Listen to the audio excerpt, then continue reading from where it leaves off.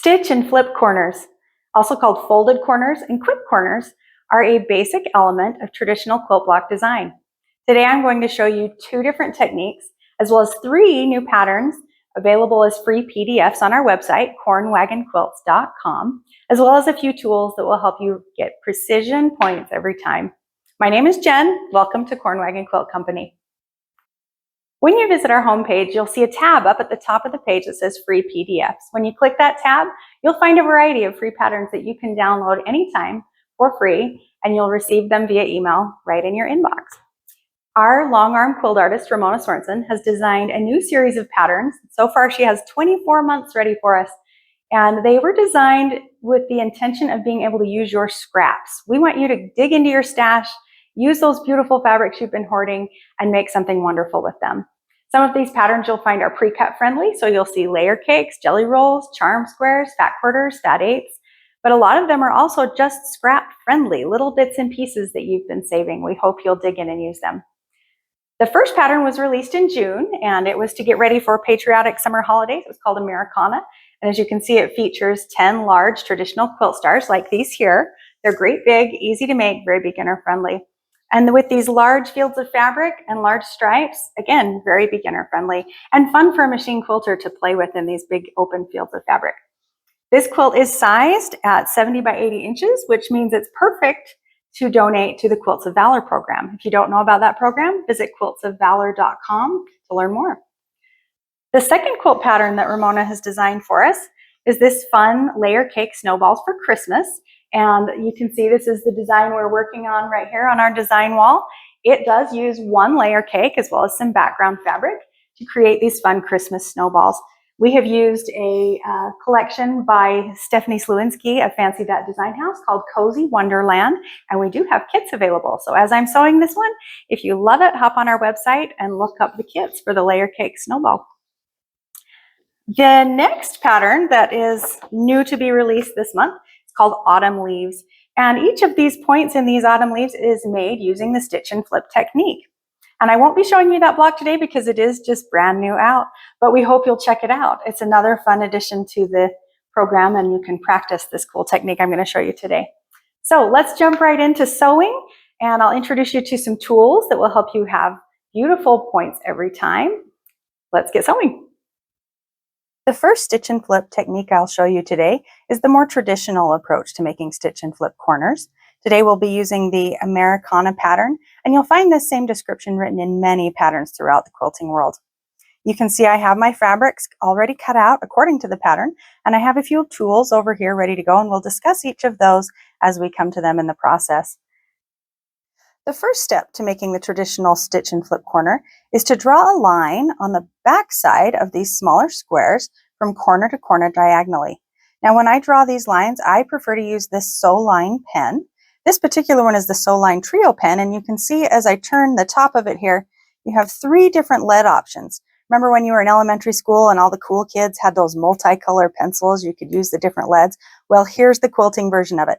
You can turn and have a white marking utensil, a graphite color marking utensil, and a regular pen marking utensil. These are specifically made for fabric, so they are safe, they will not bleed, and they will wash out. So it's a great product to have.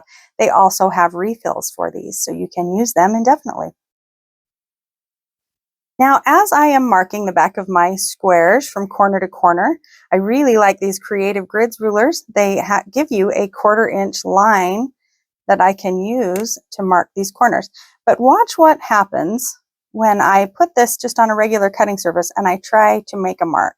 Can you see my fabric pulling and distorting as I do that? I'm going to give you a little trick to make sure that doesn't happen. Have you ever used a sandboard? It's exactly what it sounds like. It's a gritty surface like a sandpaper, and you can see mine is used and abused. I use it all the time.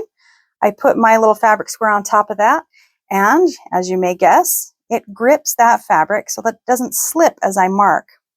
Make sure my ruler is straight corner to corner, and you can see how that just glides across there without pulling my fabric at all. So not only does it save you time, it keeps things accurate and neat without pulling your fabric. You can see I have my line drawn here corner to corner now, and the next step will be to place this square on one of the corners of my white background rectangles. I'm going to line that up along those edges. And now I'm going to take it to my sewing machine and I'm going to sew directly on my pencil mark. When we make half square triangles, we sew 1/4 of an inch to one side or the other. But for stitch and flip corners, we are going to sew right on that line. Let's take it to the machine and see how that looks. You can see we have our square still lined up nicely with our background rectangle here. And I'm going to line the top of this corner up with my needle. So as I drop my needle there, you can see it's going to begin right where our pencil mark starts. We'll just start sewing right down that line. Now you might notice we are sewing on the bias direction of the fabric. Keeping these squares fully intact helps that bias edge not stretch as we sew, but you'll still want to be a little bit careful as you sew along this diagonal line. All right, you can see that my seam runs right on top of our pencil mark. Let's take it to the next step. Here we have our first stitch mark on our flying geese unit. The next step will be to trim off this excess piece here. So we will take our ruler and line our 1/4 inch mark up with our stitch line here and simply cut off that excess triangle.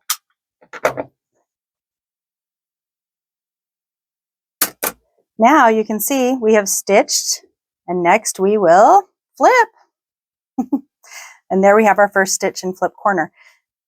Now we want to go ahead and press this down. I don't know if you've ever used a pressing wheel, but it's a nice way to just, temporarily give that a little crease. Our next step will be to take another one of our squares. You can see I've already drawn the diagonal line here, and this time we will line it up on the opposite corner. You'll notice we have a small amount of overlap here with our last stitch and flip corner, and that's exactly what we want. After we sew this, you'll see that we create a nice 1/4 inch seam allowance here on the bottom, keeping our point clear of the bottom seam when we put the entire star together. Let's go sew this piece on. Once again, I am going to align my pencil mark with my needle, lower it down and see that it's right at the top of my corner. And just as we did before, stitch right along that pencil line. Again, being careful not to stretch our bias fabric here.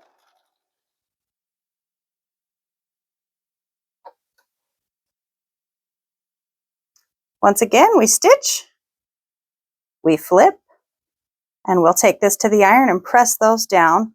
Now, here's that little 1/4 inch seam allowance that I was talking about that will be perfect when we put our entire large square together. Here is our second seam that we just made at the machine.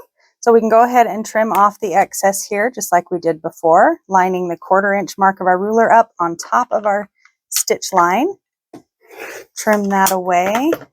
Now here's a fun little idea. You've got all these cute little corners left when we get done sewing these stitch and flip pieces. You could go back and take a 1/4 inch seam here and you'll end up with a whole bunch of wonderful little half square triangles. Then you can use them in another project for another day.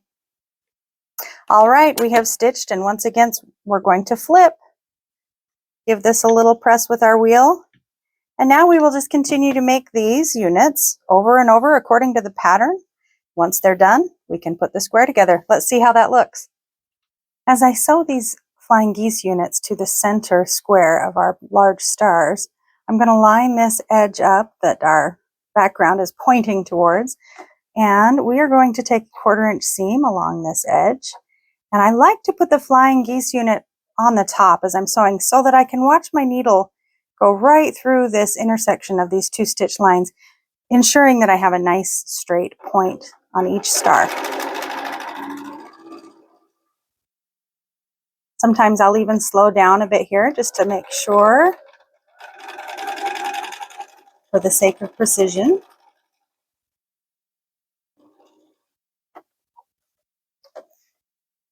As we open that up, you can see how nice that point looks there. I'm happy with that. Let's go on to the next step. After sewing these two flying geese to our center block, you can see I have also sewn 4 white squares, one to either side of our other 2 flying geese. And then I'll just take these to the machine, turn these over, and stitch another seam along here. Now it's important to note that as we have been sewing these stitch and flip units, I have been pressing our seams towards the dark fabric along these lines as well as along here. When I come to these outer squares, I'm actually going to press towards the lighter fabric, and that is because when I fold that over, I want these seams here to nest and line up nicely so that once again, I have some beautiful crisp corners here. And again, down here.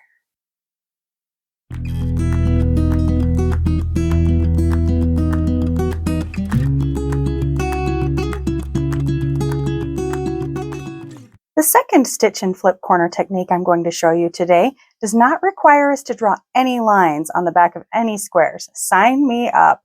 Drawing lines is tedious, although it does ensure accuracy.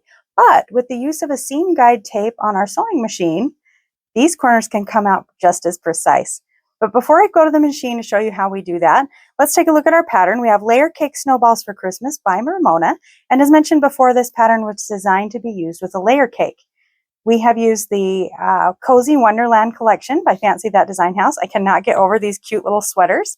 Here's another piece with a little lighter background, Christmas stockings. But you can see here we've added stitch and flip corners to each of the 4 corners, creating our snowball block. This is a fun, fast project to do because you are using pre-cuts. Ramona does have you cut these down just a little bit to 9.5 instead of 10.5 inches, just to give you a more reasonable sized quilt.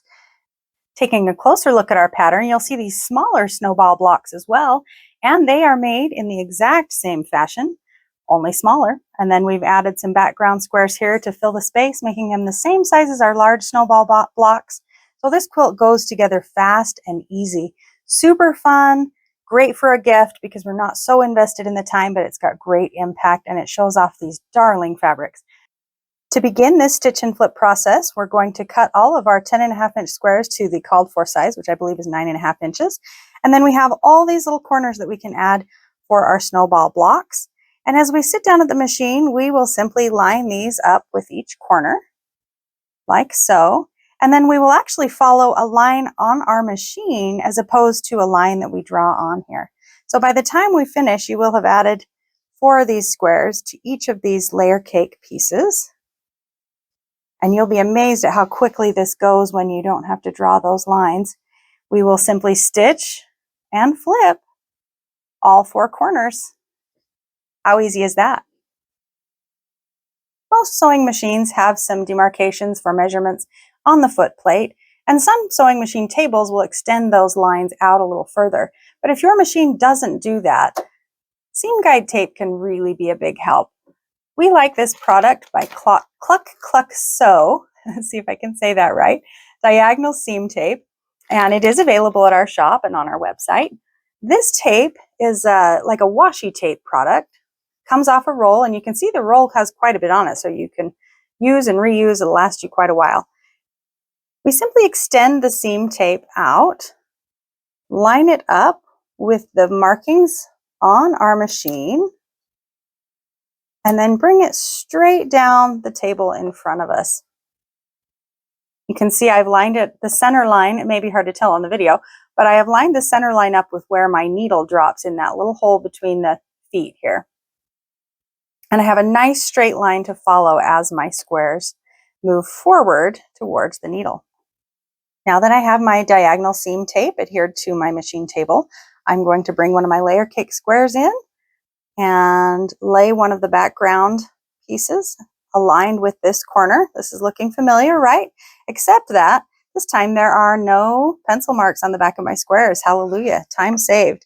So once again, I'm going to line this upper point up with my needle, and this lower point I'm going to bring right along this red line, which is going to give me my seam right down the center from corner to corner diagonally across my stitch and flip corner.